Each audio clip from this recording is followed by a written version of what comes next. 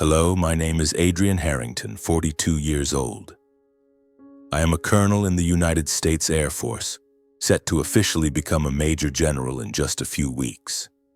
I was born in Charleston, South Carolina, into a family often referred to as an empire. Landmark Holdings, the largest real estate conglomerate in the state, led by my father, Edmund Harrington. But if you think I grew up in luxury, cherished and pampered like the children of a powerful family, you'd be mistaken. I was an outsider, a discordant note in the grandiose symphony of the Harrington household. And this story perhaps begins with the days I realized I didn't belong in the world I was born into. I am the second of 4 siblings. Above me is my older brother James, and below me are my 2 younger sisters, Charlotte and Evelyn. To the outside world, we were the lucky ones born with the Harrington name, synonymous with wealth, power, and privilege. But the truth wasn't always as dazzling as the chandeliers at the lavish parties my father hosted. For me, the Harrington name wasn't a crown. It was a shadow, cold and heavy, weighing on every breath I took from a young age. I remember the evenings in our grand house where ebony-paneled walls and Persian rugs told tales of wealth. My father, a tall man with piercing eyes, would sit at the head of the dining table recounting multi-million-dollar deals he'd just closed or prime real estate Landmark had acquired. James, with a smug smile, would chime in, adding a few remarks to curry favor with father. Charlotte and Evelyn, though young, knew how to nod along, feigning excitement over numbers and plans they barely understood. And me? I sat there quietly, clutching a book about airplanes or a scrap of paper where I'd scribbled crude drawings of F-16s. I didn't belong in my father's world of business. What I wanted was to soar freely in the vast sky. Being a soldier is for those who settle for mediocrity with no ambition, my father once said, his voice as cold as an October wind. I was 12 the first time I heard those words, eagerly sharing my dream of becoming a pilot. I thought he was joking, the way fathers sometimes tease their kids to push them harder. But his eyes, devoid of warmth or encouragement, told me it wasn't a joke. James laughed loudly, Charlotte giggled, and Evelyn, the youngest, just looked at me with curious eyes. My mother, the only one who seemed to understand me, placed a hand on my shoulder but said nothing. She never dared to speak up in front of father. From then on, I learned to keep my dreams to myself. I stopped talking about airplanes or the military strategy books I borrowed from the library. I stopped trying to make my father see me. But I never stopped dreaming. I devoured everything I could about aviation, from the history of fighter squadrons to how a plane could navigate a storm. I secretly watched documentaries about the U.S. Air Force on the small TV in the housekeeper's room. Mrs. Rosa, the only person in the house who didn't treat me like I was superfluous. Mrs. Rosa was a rare light in those days. She was our longtime housekeeper with calloused hands and a warm smile. "Adrian," she'd often say, "your heart belongs to the sky. Don't let anyone pull you back to the ground." She was the only one who listened to me talk about my dreams, about the times I lay on the grass behind the house, watching planes streak white trails across the sky and imagining myself at the controls. Mrs. Rosa never laughed at me or told me I wasn't good enough. But beyond her, no one in my family saw value in what I loved. James, my older brother, was a perfect replica of our father, sharp, clever, and fiercely ambitious. He studied economics at an Ivy League school, with father footing the bill, buying him a luxurious apartment near campus and a BMW to keep up appearances. Charlotte and Evelyn were no different. They were sent to prestigious schools, gifted expensive dresses and European vacations. Every time they achieved something, even something as small as a high-scoring essay, father would publicly praise them as if it were a monumental victory. "That's the Harrington blood," he'd say, his eyes gleaming with pride. But for me, he never looked my way for more than a few seconds. I wasn't jealous of my siblings, at least not in the way people might think. I didn't want the cars or the lavish parties. I just wanted to be seen, to be acknowledged, even once. I wanted my father to look at me and say, "Adrian, you've done well." But that never happened. Instead, I got head shakes and veiled remarks about how I was wasting my potential or choosing a path unworthy of the family. Each time, I felt myself shrink as if I were a smudge of ink on the Harringtons' perfect canvas. At 16, I knew I had to forge my own path. I spent hours in the library researching scholarships and Air Force training programs. I worked part-time at an auto repair shop to afford test prep books. I didn't tell anyone, not even my mother, because I feared she'd worry. Or worse, tell father. Then one spring day, when azaleas and magnolias bloomed across Charleston, I received a letter from the U.S. Air Force Academy. A full scholarship. I had done it. I had opened a door that no one in my family thought I could even touch. The day I left home, I still hoped for something. A hug from father, a good luck wish from James, or even a wave from Charlotte and Evelyn. But as I dragged my suitcase to the gate, only my mother and Mrs. Rosa were there. Mother hugged me tightly, tears silently falling on my shoulder. "You're my pride," she whispered, her voice choked. Mrs. Rosa handed me a box of homemade cookies, smiled, and said, "Fly high, young man." Father didn't come to see me off. James was at the company office, and Charlotte and Evelyn were busy shopping. I boarded the bus, watching the grand house fade through the window, and told myself I wouldn't look back. From then on, I cut contact with my family, except for the letters I sent to my mother each year on her birthday. They were short, just a few lines about my life, flight training, long days at the academy. I never mentioned the struggles, the sleepless nights studying, or the times I wondered if I had the strength to keep going.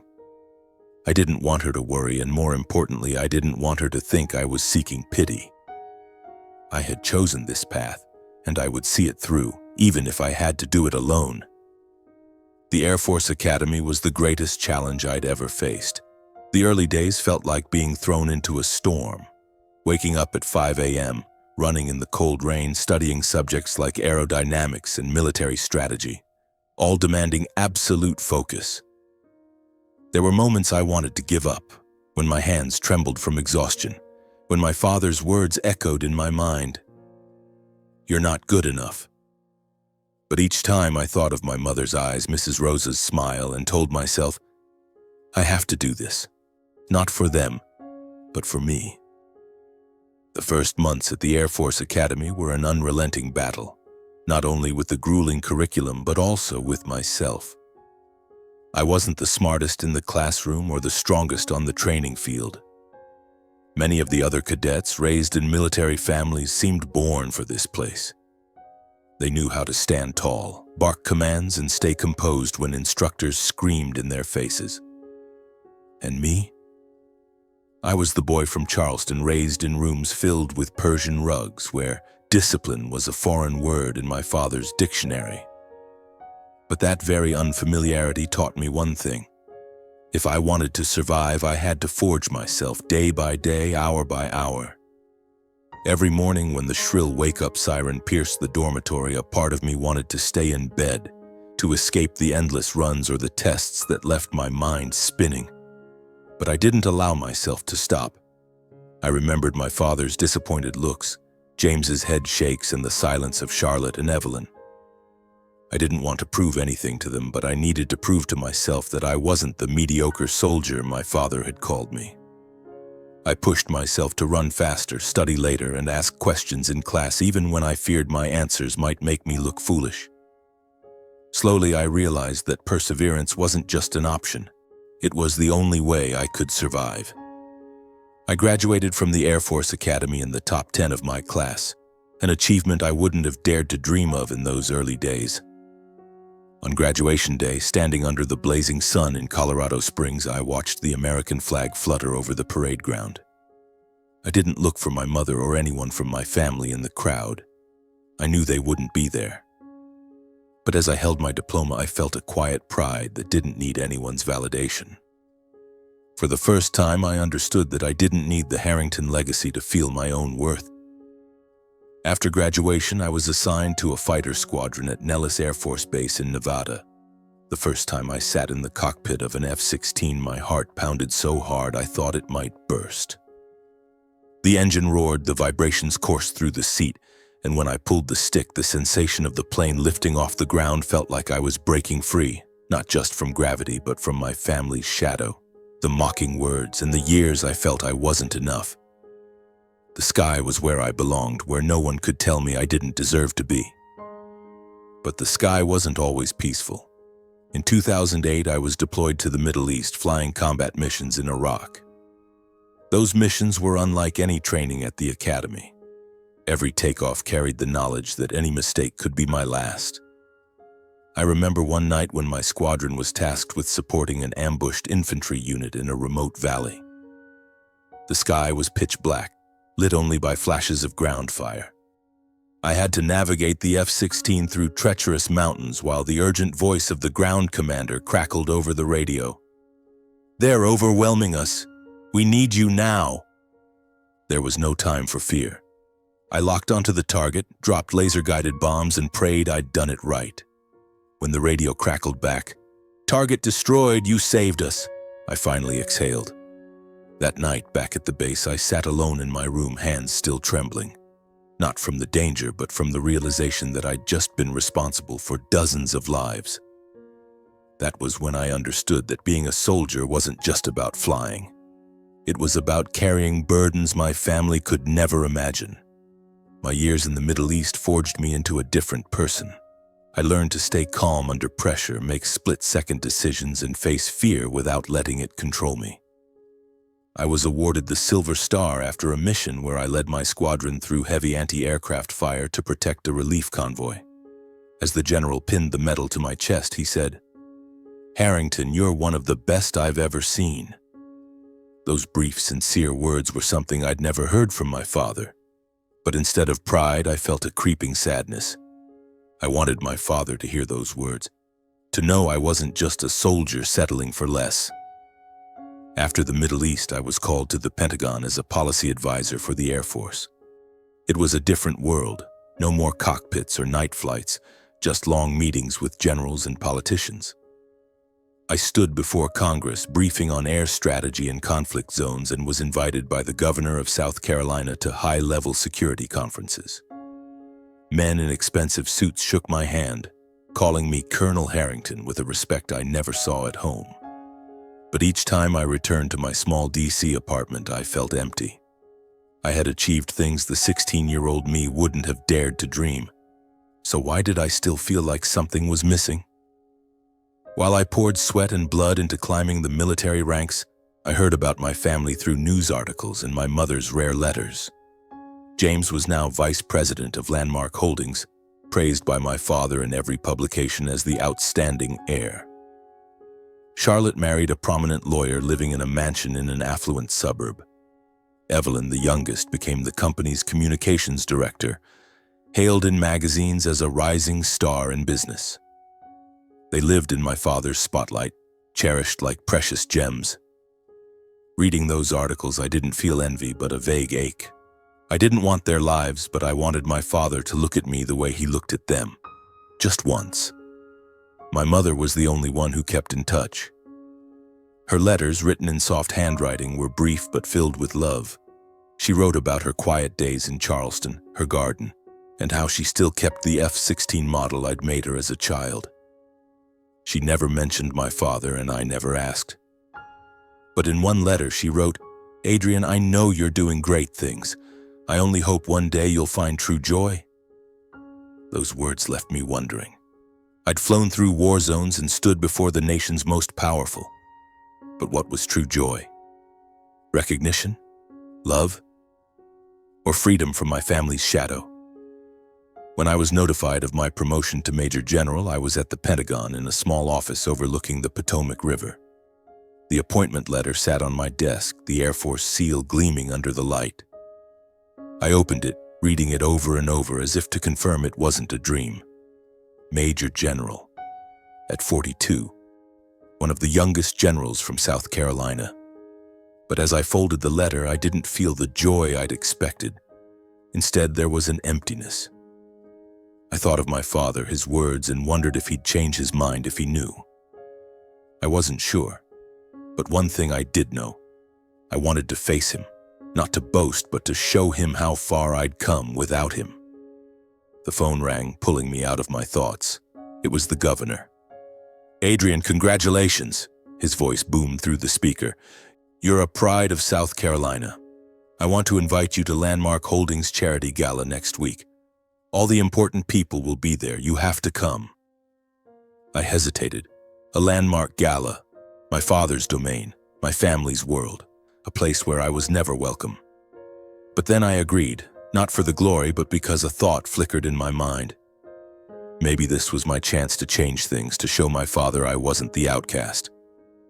I decided to bring the appointment letter like a gift, a way to say, "Father, I did it."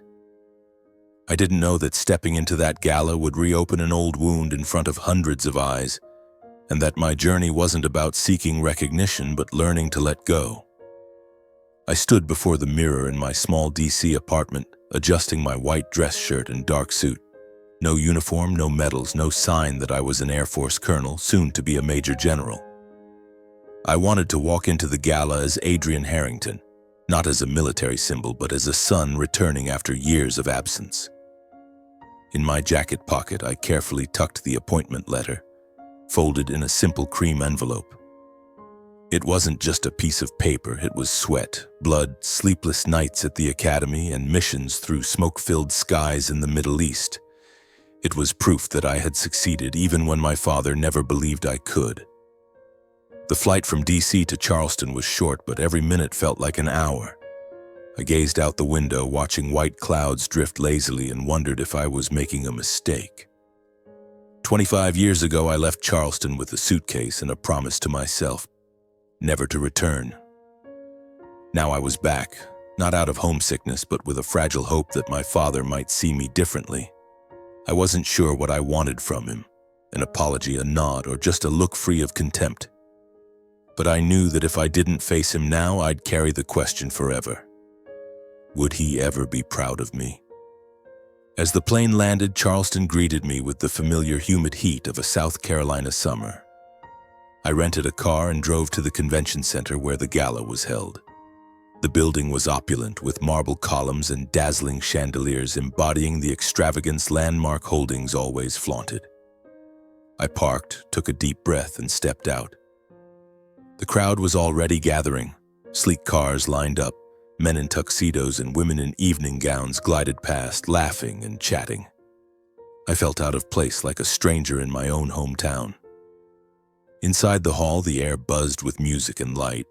Large banners displayed the Landmark Holdings logo with the words, "Charity Gala for the Community." Press, media, high-ranking officials. Everyone was there, as the governor had promised. I spotted James near a group of businessmen, his smug smile unchanged. Charlotte and Evelyn were in another corner, chatting with women in glittering dresses.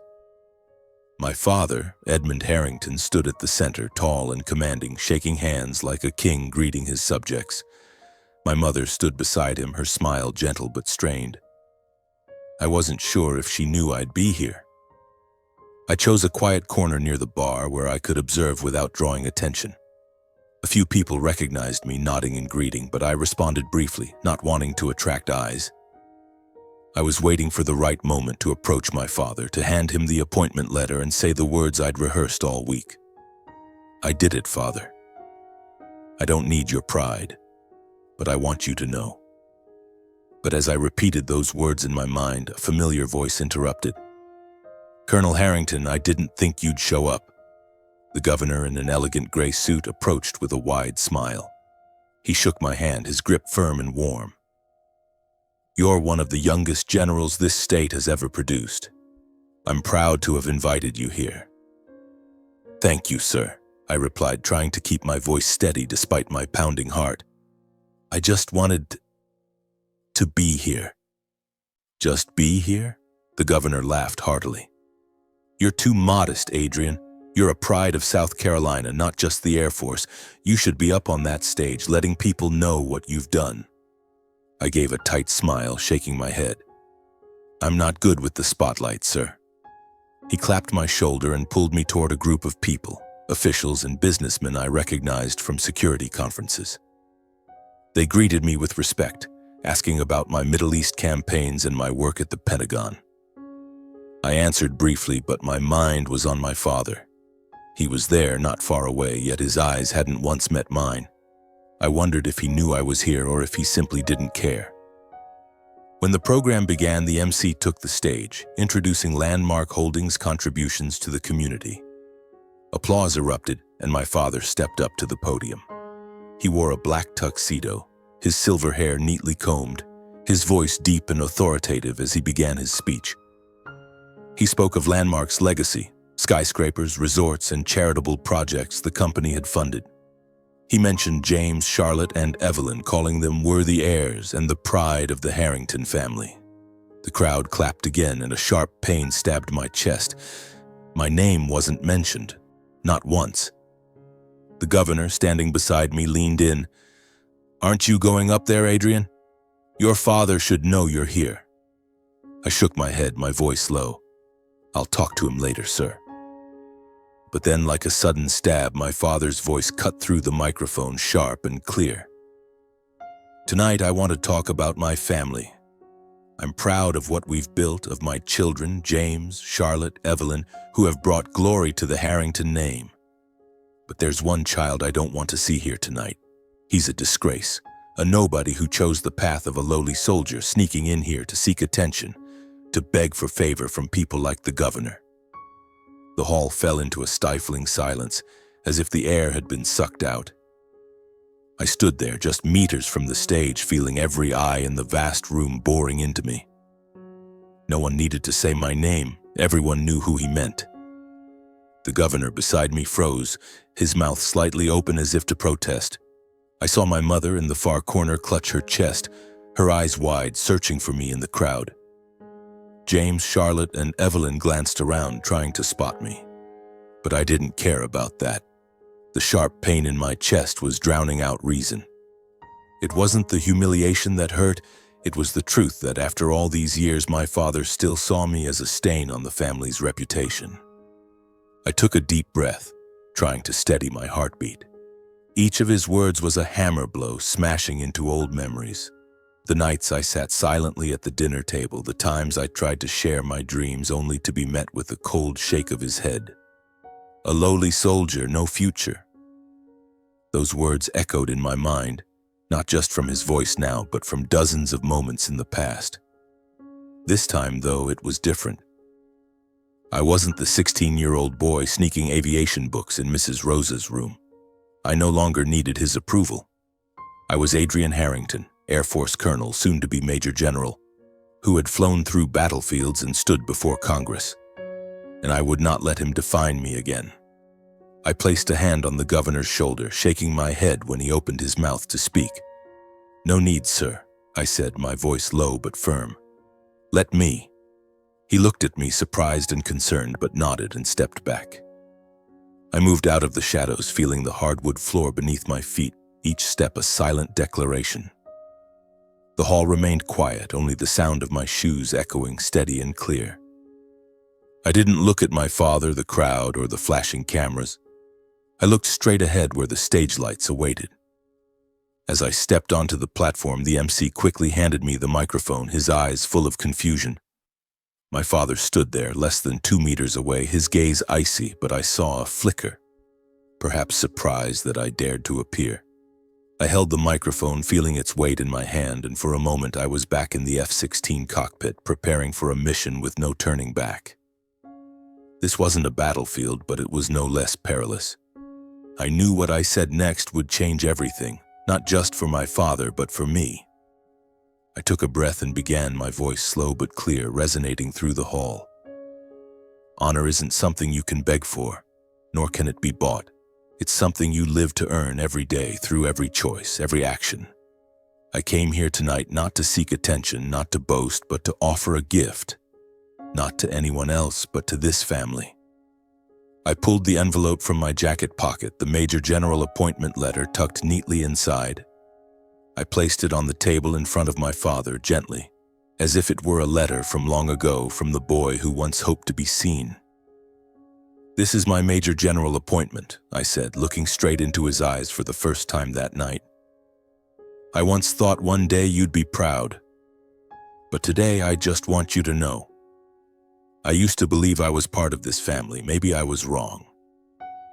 The hall remained silent, but I felt a shift in the air, like a storm brewing. My father looked down at the envelope but didn't touch it. His lips pressed into a tight line, and I saw his hand tremble slightly. Not from emotion, but perhaps from anger or shame. I didn't wait for his response. I turned, walked off the stage, and headed straight for the door. No one stopped me. No one spoke. But as I pushed open the hall's doors, I heard whispers begin, like small waves before a tidal surge. I stepped outside, the cool Charleston night air enveloping me. I didn't look back, but I knew my father had opened the envelope. I knew he saw the Air Force seal, read the words confirming that I, the lowly soldier, was one of the youngest generals in the state at 42. I didn't need to stay to see his reaction. I didn't need an apology or recognition. In that moment, standing under a star-filled sky, I felt light, as if I'd finally shed a burden I'd carried for 25 years. I walked slowly to the rental car, the music from the hall still echoing faintly, distorted by the growing murmur of voices. I didn't need to stay to know what was happening. I could imagine it. My father's expression, perhaps stunned, perhaps enraged, as he realized the son he'd just humiliated in front of hundreds wasn't just a lowly soldier, but someone even the governor respected. I got into the car, started the engine, and drove away, leaving the glittering lights of the convention center behind. But deep down, I knew the story didn't end when I left. The storm had begun, and it would sweep Landmark Holdings and my father into its eye. Inside the hall, the silence I left behind quickly shattered. I wasn't there to witness it, but those present later recounted the scene through phone calls, messages, and the articles that appeared the next morning. As I walked out the door, the governor stepped onto the stage, his face hardened, no longer bearing the friendly smile he'd given me earlier. He took the microphone, his voice low but cutting, like a blade slicing through the stifling air. "I came here tonight hoping to witness the generosity and humanity of Landmark Holdings," he said. "But what I've just seen is an unacceptable insult to a man who has served this country with courage and honor. Perhaps I was mistaken about the values this family represents." He spoke decisively and left the stage immediately after. The murmurs began to spread like flames licking through a dry field. Guests, from donors to high-ranking officials, exchanged bewildered glances. Some stood quietly, leaving their tables as if unwilling to remain tied to an event tainted by my father's words. A CEO from a major investment fund, whom I recognized from security conferences, stood and spoke loudly enough for the hall to hear. "We don't do business with people who disgrace our nation's heroes." He walked out, his entourage following, leaving empty tables and stunned gazes in their wake. The reporters, always quick to catch the scent of drama, scribbled frantically. Cameras flashed, capturing my father standing on the stage, still holding the envelope I'd left, his face pale, stripped of the commanding presence he'd had at the start of his speech. My mother, in the far corner, bowed her head, her hands clenched as if trying to hold back pain. James, Charlotte, and Evelyn stood nearby, frozen like puppets with their strings cut. They didn't know what to do or say, and perhaps for the first time in their lives, they felt the Harrington family's spotlight no longer shielded them. Another major donor, who had pledged millions to Landmark's charity project, stood and left without a word. Others followed, and soon the hall became a scene of chaos. Whispers turned into arguments, polite handshakes became cold stares. A reporter from the Charleston Post later told me he overheard a city official say to a colleague, "Edmund Harrington just shot himself in the foot. Who insults a general in front of the governor?" Another responded, "Landmark Holdings will pay dearly for this." And they were right. The next morning, as I sat in my hotel room sipping coffee and looking out over Charleston's streets, my phone buzzed incessantly. Messages poured in from old friends, colleagues at the Pentagon, even reporters I'd met. Headlines on online news outlets began to appear.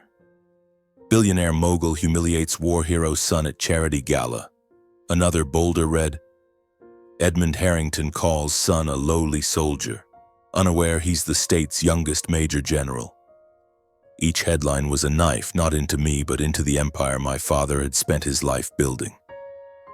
I didn't read all the articles, I didn't need to. I knew what happened last night wasn't just a moment of embarrassment for my father. It was a crack in the perfect facade of Landmark Holdings that could never be repaired. Partners pulled out, donors canceled pledges, and social media spread the story at lightning speed.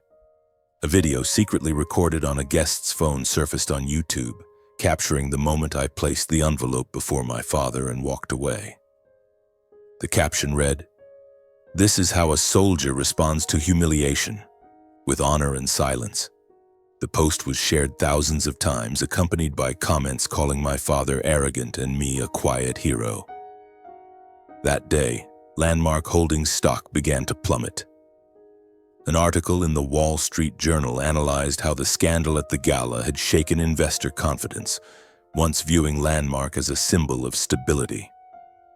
Edmund Harrington's arrogance has put the company in a precarious position, the article stated. Insulting a military general, especially his own son, in front of officials and partners is an irreparable mistake. Major partners, from investment funds to real estate development firms, began withdrawing from projects signed with Landmark. A real estate conglomerate in Atlanta, which had committed to a $100 million resort project, announced the cancellation of their contract, citing differences in ethical values. The Landmark Holdings board, typically subservient to my father, started to speak out. I heard that an emergency meeting was held the day after the gala, and for the first time in the company's history, they demanded my father consider stepping down as chairman. "We cannot let the entire company pay the price for a thoughtless moment," a board member's statement leaked from an internal email declared. My father, who had always prided himself on building Landmark from nothing, must have felt betrayed. But he had no one to blame but himself. Within the family, the chaos was even more pronounced. James, my older brother and my father's right-hand man, tried to salvage the situation by appearing on a local TV program. He spouted platitudes about misunderstandings and complex family dynamics, but no one bought it. The public, already inflamed on social media, labeled him a hypocrite and cowardly heir. Charlotte and Evelyn, my father's darling daughters, stayed silent. They didn't speak to the press or post anything on X. I could imagine them in their luxurious apartments, quietly reading the scathing comments about our family, unsure of what to do as the spotlight they'd relied on began to fade. My mother was the only one who reached out to me. That morning, she sent a brief message. "Adrian, I'm sorry. I'm proud of you, always have been." I stared at the message, feeling a pang of pain, not anger toward her, but sorrow knowing she was caught between her love for me and her loyalty to my father. I replied, "Thank you, Mom. I'm okay." And I was, not because I'd won, but because I'd walked away with my dignity intact. But I knew she wasn't okay. She was the woman who had always tried to hold our family together, and now she was watching it fracture from within. A friend working at Landmark Holdings told me he saw my father in his office looking as if he'd aged 10 years overnight. "He kept staring at your appointment letter," my friend said, "like he couldn't believe it was real." I wasn't surprised. My father had always viewed me through a lens of disappointment, and now, faced with the truth, he couldn't accept that his lowly soldier had surpassed anything he'd ever imagined. But the truth didn't change him. Instead of admitting his mistake, he lashed out at everyone around him. He blamed James for not stopping his speech, Charlotte and Evelyn for not supporting the family during the crisis, even my mother for spoiling me as a child. I learned that my father called a family meeting right after the gala, shouting at my siblings in a closed boardroom. "You let me shoot myself in the foot," he yelled, as if they were the ones who stood on that stage and spoke those words.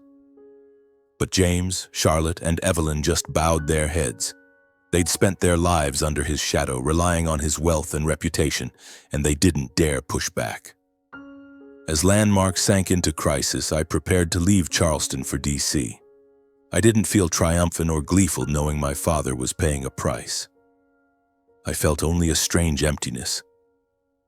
I had once dreamed of the day he'd look at me with pride, but now I realized it no longer mattered. My father could lose his reputation, his partners, the public's respect.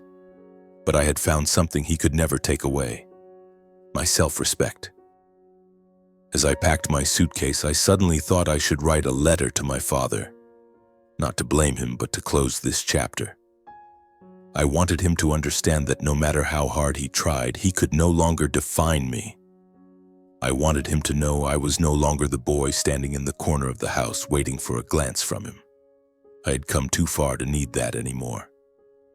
I picked up a pen, took a deep breath, and began to write. My handwriting was slow, each word like a careful step on a path I'd walked my entire life. Dear Father, you once said that a person's worth is measured by numbers, revenue, profits, the skyscrapers you built. You've lived your life proving that, and perhaps for you that's the truth. But for me, worth isn't found in things that can be counted. It lies in how people remember you when you're gone, in what you leave in the hearts of others. I once hoped that one day you'd look at me and see something worth being proud of. I thought that if I tried hard enough, flew high enough, earned enough medals, you'd stop calling me a lowly soldier. But last night at the gala, I realized I no longer need you to do that. I don't need your forgiveness because I have nothing to apologize for. I just want you to know that I once believed I was part of this family, even though this family never truly had a place for me. I'm not writing this letter to blame you. I'm writing to say goodbye, not to you, but to the years I spent trying to earn your recognition. I've found my path, not in the opulent offices of Landmark, but in the sky, in the nights I flew through battlefields, in the moments I knew I'd saved lives. That's my worth, and no one, not even you, can take that away. I hope one day you'll understand what self-respect truly means. Not standing at the top looking down, but standing tall, even when no one applauds. I don't expect you to change because I know you won't. But I hope just once you'll look back and ask yourself if you were right to push me out of your life. Your son, Adrian. I folded the letter and placed it in a plain white envelope. No seal, no embellishments. I wrote the address of the Charleston house, knowing my mother would receive it first. I wasn't sure if my father would read it or tear it apart the moment he saw my name, but that didn't matter anymore. This letter wasn't a plea or an accusation, it was a declaration that I had found myself and I didn't need his validation to keep moving forward. I left the hotel and took the envelope to the nearest post office. When I handed it to the clerk, a young woman with a friendly smile, she asked, "Anything important in here, sir?" I smiled and shook my head. "Just a letter," I said. But inside I knew it was more. It was how I closed 26 years of wounds, hopes, and unfulfilled dreams. On the drive back to DC, I passed through Charleston's familiar streets, the ones I'd run through as a boy dreaming of airplanes. I saw the silhouette of the family's grand house in the rearview mirror, but I didn't stop. I didn't need to. The letter had spoken for me, and now I could leave Charleston, my family, and my father behind. At the airport, my phone buzzed, a message from a Pentagon colleague. "Adrian, you okay? The whole world's talking about you." I didn't reply right away. I looked out the window, watching a plane take off, leaving a white streak across the sky. I smiled. The world could say what it wanted, but I knew who I was, and that was all that mattered. Later I learned that when the letter reached my father, he sat alone in his office, reading it in silence. He didn't shout or tear it up as I'd imagined. He simply folded it, placed it in his desk drawer, and closed it. I don't know what he felt, shame, regret, or just emptiness. But I didn't need to know. The letter wasn't meant to change him. It was meant to set me free. In the days that followed, I heard that Landmark Holdings continued to face turmoil. Articles kept appearing, but I stopped reading them. I didn't need to know more about the collapse of the empire my father had built. I only knew that while he struggled to save his reputation, I was beginning a new chapter. One no longer haunted by the Harrington family's shadow. I returned to DC, preparing for my official Major General promotion ceremony. I thought of my mother, her letters, and how she'd always believed in me, even if she never said so in front of my father. I thought of Mrs. Rosa, who told me my heart belonged to the sky, and I thought of myself, the boy who once stood under Charleston's stars, dreaming of the day he'd fly. I had flown not just through the sky, but through pain, doubt, and insults, and now I was free. DC welcomed me with the crisp chill of autumn, its streets lined with oak trees and pale sunlight spilling across the sidewalks. I returned to my small apartment devoid of Persian rugs or crystal chandeliers. Just a bookshelf filled with aviation manuals and a framed photo of me in an F-16 cockpit, a rare smile on my face. I set down my suitcase, opened the window, and let the fresh air flood in. Charleston, with all that happened at the gala, now felt like a distant memory, like a dream I'd woken from. The letter I sent to my father, those final words I wrote to him, had closed a long chapter of my life. I no longer waited for his reply, no longer hoped for a nod or a proud glance. I had found freedom, not in his recognition, but in realizing I didn't need it. The Major General promotion ceremony was held in a modest hall at Andrews Air Force Base, far from the grandeur of Charleston's galas. No press, no flashing cameras, just colleagues, soldiers, and people who truly understood the meaning of the silver star on my shoulder. When the presiding general pinned the rank to my uniform, he shook my hand and said, "Adrian, you've made us proud." Those simple, sincere words touched me more deeply than any praise from my father ever could. I looked around the hall, seeing the faces of those who'd flown with me through battlefields, who'd seen me fail and rise again, and I knew this was my true family, not bound by blood but by the values we shared. After the ceremony, I received a letter from my mother. She didn't mention my father, the gala, or the turmoil at Landmark Holdings.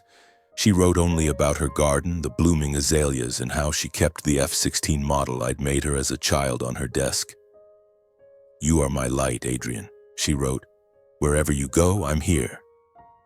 Reading her words, I felt a warmth seep into my heart. I texted her back, just a few lines. "I love you, Mom. I'll visit soon." I didn't promise when, but I knew I'd keep my word, not for Charleston, but for her. I decided to relocate near the Air Force Academy in Colorado Springs, where my journey began. I was invited to serve as an honorary advisor, sharing my experiences with young cadets who carried the same dreams I once had.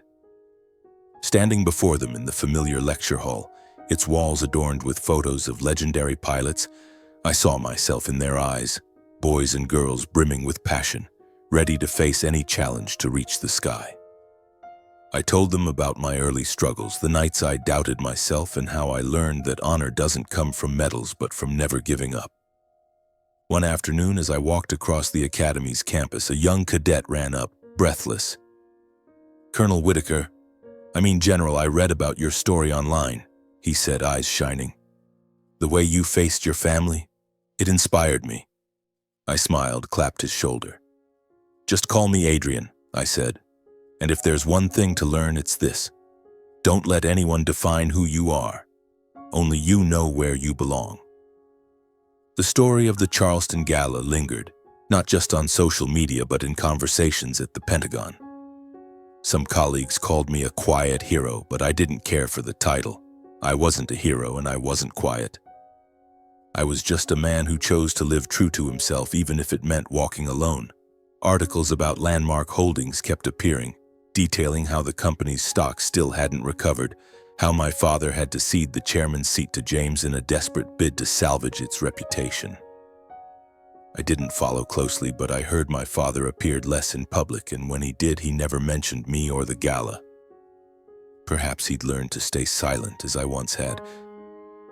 I don't know if he reread my letter or ever reflected on what I wrote. Part of me hoped he would, but a larger part no longer cared. I'd spent too many years waiting for something I couldn't control. Now I just wanted to live, not to prove anything, but to savor the days I could still fly, still stand under the sky and feel I belonged to it. One night, sitting on the balcony of my new apartment in Colorado Springs, gazing at the twinkling stars above the Rocky Mountains, I thought of young Adrian, the boy who lay on the grass in Charleston dreaming of flight. That boy had come a long way, not just through skies filled with smoke, but through pain and doubt.